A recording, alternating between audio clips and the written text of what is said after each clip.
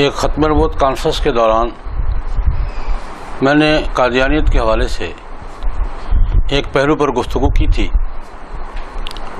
وہ گفتگو الحمدللہ پسند کی گئی اور دنیا بھر میں اس کو بہت وسیع پیمانے پر سنا گیا، پھیلایا گیا. اس پر قادیانی حضرات کی طرف سے ایک اعتراض سامنے آیا ہے اور وہ بھی دنیا بھر میں پھیلایا گیا ہے. میں آج اس حوالے سے تھوڑی سی گفتگو کرنا چاہوں گا. میں نے یہ گزارش کی تھی کہ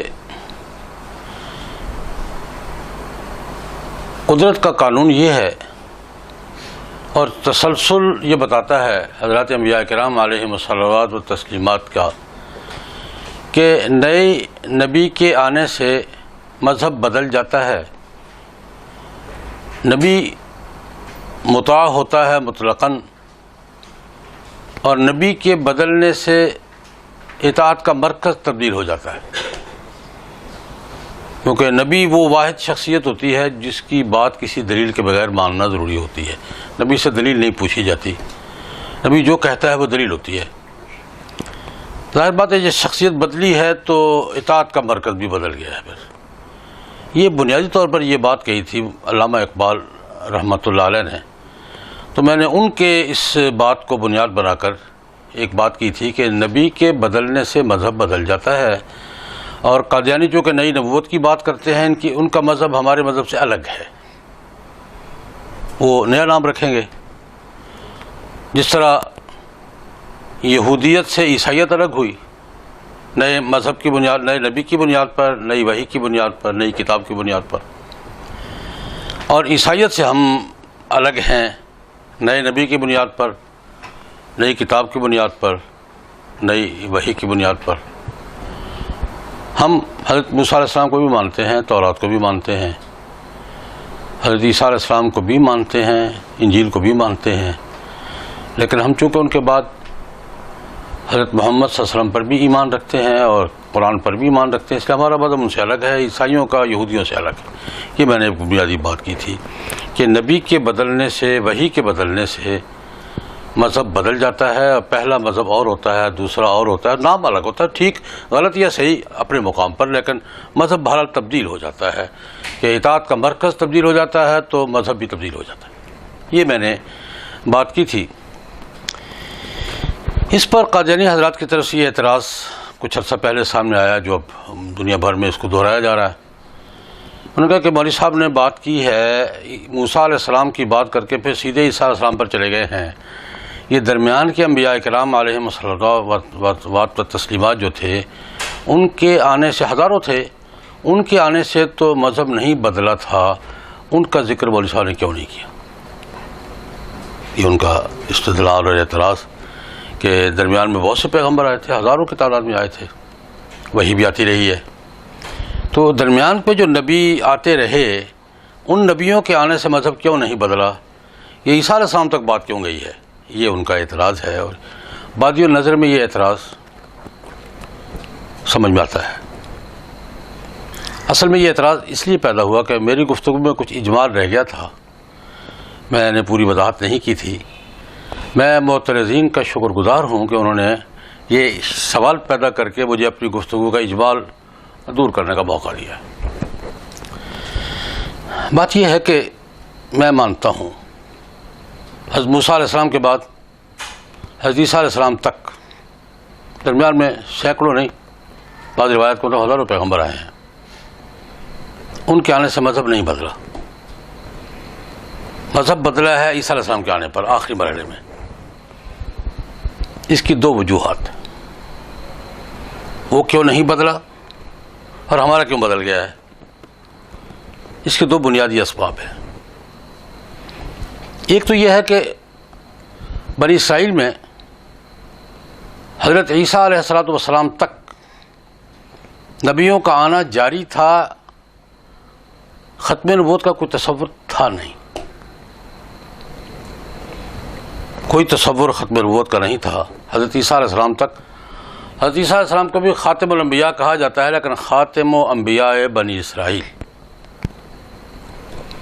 خاتم و انبیاء بنی اسرائیل، بنی اسرائیل کے آخری پیغمبر، یہ کہا جاتا ہے، لیکن اس سے پہلے ختم نبوت کا تصور بنی اسرائیل میں نہیں تھا.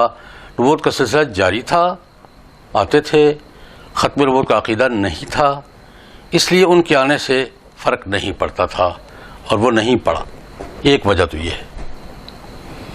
دوسری وجہ یہ بنی کہ موسیٰ علیہ السلام سے شروع ہو کر حضرت زکریا علیہ السلام اور یحییٰ علیہ السلام تک جس نے بھی اس دائرے میں نبوت کی بات کی ہے اس کو تسلیم کیا گیا ہے، اون کیا گیا ہے. عیسیٰ علیہ السلام کا انکار کر دیا گیا. عیسیٰ علیہ السلام نے نبوت کا دعویٰ کیا، بنی اسرائیل نے یہود نے ماننے سے انکار کر دیا،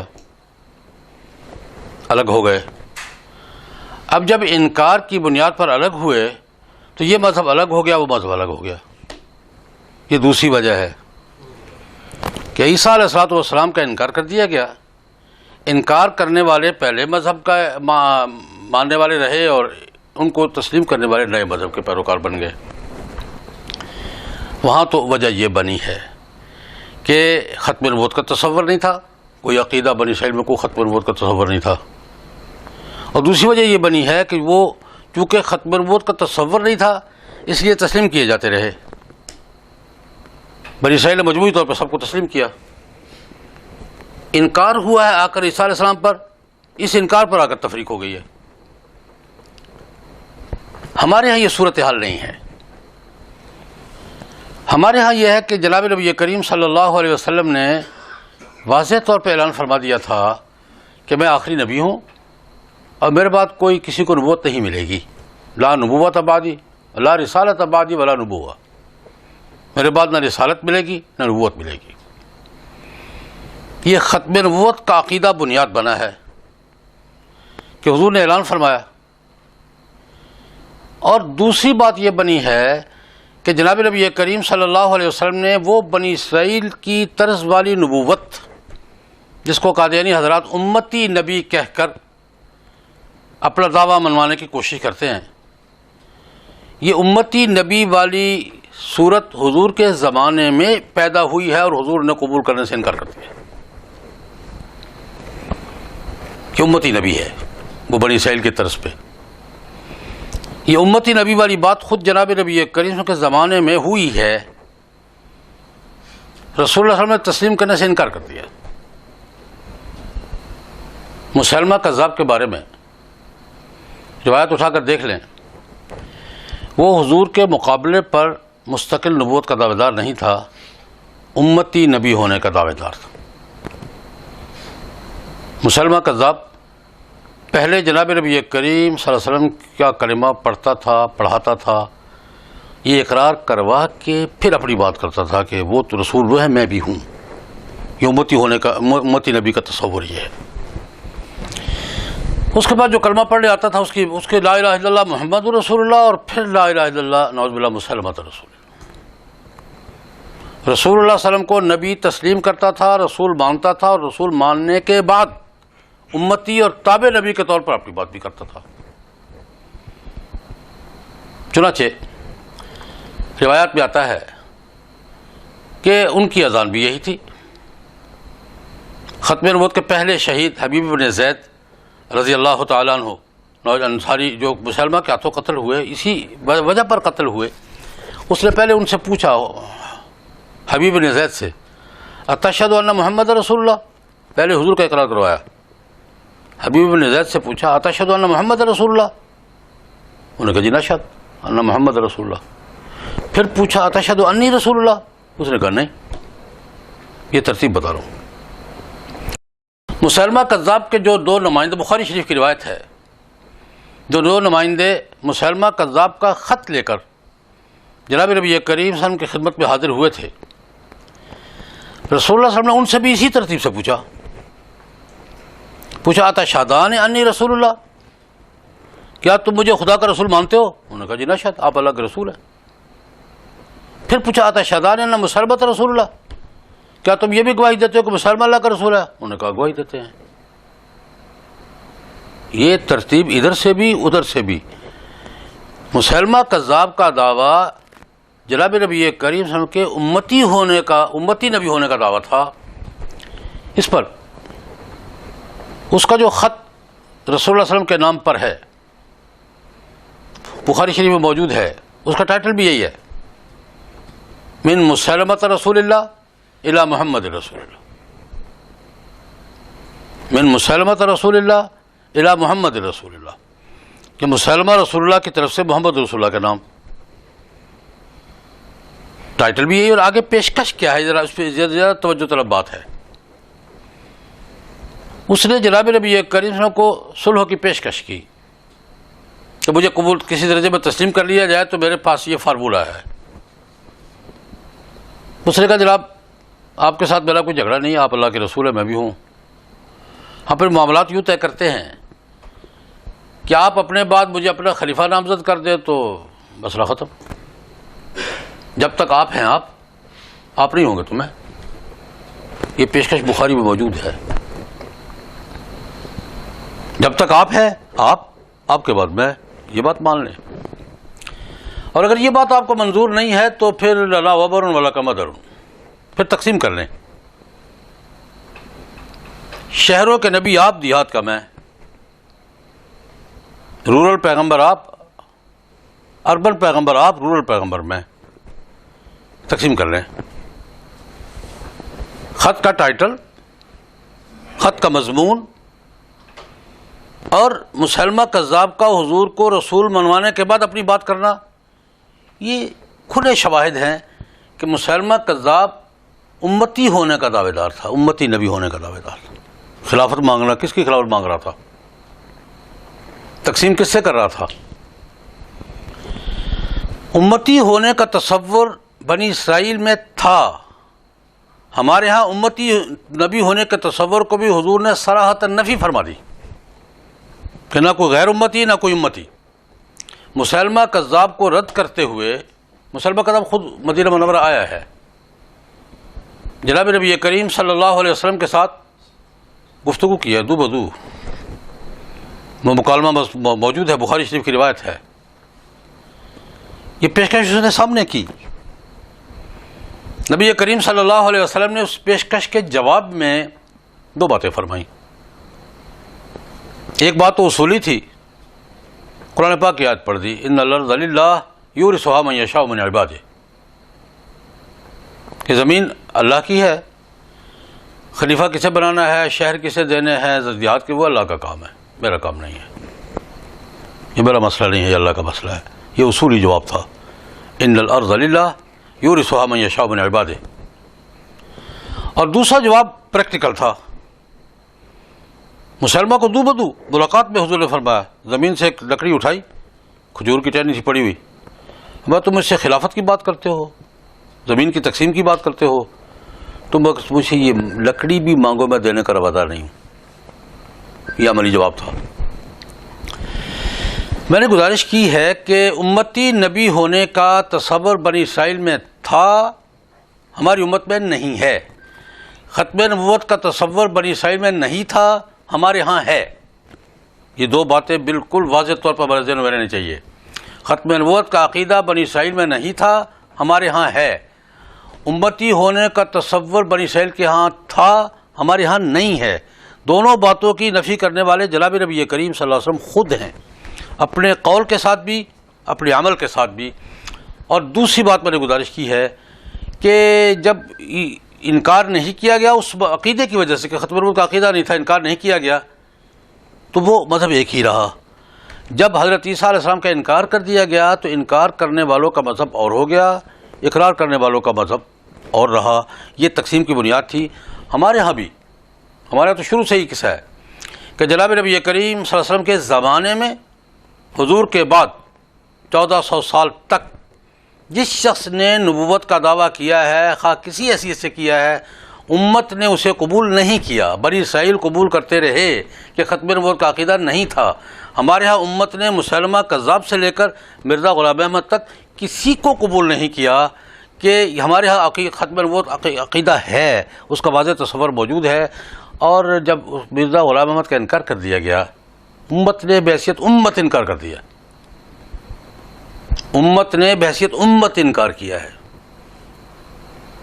ہمیشہ پوری دنیا میں آج بھی جو امت کا دائرہ کہلاتا ہے، امت کے اندر کوئی حلقہ ایسا نہیں ہے، امت کے اندر کوئی حلقہ ایسا نہیں ہے جو قادیانیوں کے دعوے کو تسلیم کرتا ہو اور امتی نبی کے تصور کو تسلیم کرتا ہو۔ چلیں، قادیانی حضرات اس بات پہ بضد ہیں کہ وہ جو میں نے اس کی نفی بھی کی ہے، لیکن یہ تو وہ بھی انکار نہیں کر سکیں گے کہ جب انکار کر دیا گیا تو یہ مذہب الگ ہو گیا، وہ مذہب الگ ہو گیا۔ جب مرزا غلام احمد کا امت نے انکار کر دیا تو ظاہر بات ہے مذہب تو الگ ہونا تھا۔ انکار کرنے والوں کا مذہب اسلام رہا، ماننے والوں کا مذہب نیا ہے۔ اور قادیانیوں سے ہمارا یہی سوال ہے کہ جب مذہب نیا ہے تو اس کا ٹائٹل، اس کی اصلاحات، اس کے شاعر، یہ ہمارا اصل جھگڑا قادیانیوں سے یہ ہے کہ مذہب نیا ہے، ٹائٹل ہمارا کیوں استعمال کر رہے ہیں؟ مذہب ہم سے الگ ہے، علامات ہماری کیوں استعمال کر رہے ہیں؟ شاعر ہمارے کیوں استعمال کر رہے ہیں؟ اصل ہمارا جھگڑا یہ ہے کہ ٹائٹل نیا رکھے، اصطلاحات ہماری کعبہ، بیت اللہ، ام المومنین، امیر المومنین، کلمہ طیبہ، یہ ہماری علامات ہیں، مسجد، مینار، یہ ہماری علامتیں ہیں۔ میں اس کی مثال ایک بار پھر دہراؤں گا، پہلی گفتگو میں دہرائی تھی میں نے۔ نئی کمپنی بنتی ہے پہلی کمپنی سے الگ ہو کر، غلط صحیح اپنے مقام پر، لیکن نئی کمپنی نام نیا اختیار کرے گی، ٹریڈ مارک الگ اختیار کرے گی، مونو الگ اختیار کرے گی، اپنی علامات الگ اختیار کرے گی۔ اگر پہلی کمپنی سے جدا ہو کر نئی بننے والی کمپنی نام اور مونو اور ٹریڈ مارک پہلی کمپنی کا استعمال کرے گی، فراڈ کہلاتا ہے، دھوکہ کہلاتا ہے۔ اسی دھوکے کو واضح کرنے کے لیے ہم دنیا کے سامنے یہ موقع واضح کرتے ہیں۔ یہ اعتراض قادیانیوں کی طرف سے آیا تھا، میں نے ضروری سمجھا کہ اس کا جواب دے دیا جائے، اور آج میں نے اپنی گفتگو سے قادیانیوں کے اس مغالطے کو دور کرنے کی کوشش کی ہے۔ اللہ پاک قادیانیوں کو ہدایت دے، میں ان کی ہدایت کا دعا گو رہتا ہمیشہ، اللہ پاک ان کو ہدایت دے، بات سمجھنے کی توفیق عطا فرمائے۔ اور آخری بات کہہ کے بات ختم کروں گا، میں قادیانی حضرات کو ہمیشہ یہ مشورہ دیتا رہتا ہوں۔ جناب نبی کریم صلی اللہ علیہ وسلم کے زمانے میں 4 آدمیوں نے نبوت کا دعویٰ کیا تھا، مسلمہ نے، اسود عنسی نے، طلیحہ نے، سجاح نے۔ مسلمہ حضور کے زمانے میں مقابلے پر نہیں آیا، بعد میں آیا، قتل ہو گیا۔ اسود عنسی حضور کے زمانے میں مقابلے پر آیا، قتل ہو گیا۔ طلیحہ نے توبہ کر لی تھی، اسلام قبول کیا تھا، حضرت عمر کے زمانے میں قادسیہ کی جنگ میں داد شجاعت دیتے ہوئے شہید ہو گئے تھے۔ طلیحہ کا شمار آج بھی محدثین صحابہ میں کرتے ہیں۔ حضرت طلیحہ بن خویلد اسدی رضی اللہ عنہ، نبوت کا دعویٰ بھی کیا تھا، مقابلہ بھی کیا تھا، حضرت عکاشہ جیسے صحابی کو شہید بھی کیا تھا، اور 2 جنگیں لڑی مسلمانوں سے، پھر توبہ کی، واپس آئے، اور انہوں نے شہادت پائی، اور ہمارا حصہ ہمارے محترم بزرگ ہیں۔ سجاح نے بھی توبہ کر لی تھی، سجاح نبوت کی دعوے دار تھی، مقابلے پر آئی، فوجیں دے کر مقابلہ ہوا۔ یہ حضرت امیر معاویہ رضی اللہ عنہ کے زمانے میں آئی ہے، توبہ کی ہے، اسلام قبول کیا ہے۔ حضرت معاویہ رضی اللہ عنہ کے حکم پر کوفے میں آباد ہوئی ہے، وہیں ایک عابدہ زاہدہ خاتون کے طور پر رہی ہے۔ جب فوت ہوئی ہے تو حضرت سمرہ بن جندب رضی اللہ تعالیٰ عنہ گورنر سے جنازہ پڑھایا، تدفین کی ہے، اور وہ بھی ہماری صالح خواتین میں شمار ہوتی ہے ہماری تاریخ میں۔ میں قادیانیوں سے عرض کیا کرتا ہوں کہ میرے بھائی، مسلمہ اور اسود کے نقش قدم پر چلنا ضروری ہے، طلیحہ اور سجاح کا نقش قدم بھی ہے۔ میں دعوت دوں گا تھوڑا سا زاویہ نگاہ بدلیں، سجاح پر بھی غور کر لیں، طلیحہ پر بھی غور کر لیں، واپسی کا راستہ کھلا ہے، آپ واپس آئیں، ہمارے بھائی ہیں، ہمارے دوست ہیں، ہمارے سینے سے لگائیں گے۔ ہم واپسی کی دعوت دیتے ہیں، مغالطے سے نکلیں اور سجاح کی طرح اور طلیحہ کی طرح واپس آئیں، امت پر زبردستی مسلط ہونے کے بجائے امت کا حصہ بنیں، ہم آپ کو قبول کریں گے۔ وآخر دعوانا الحمدللہ رب العالمین۔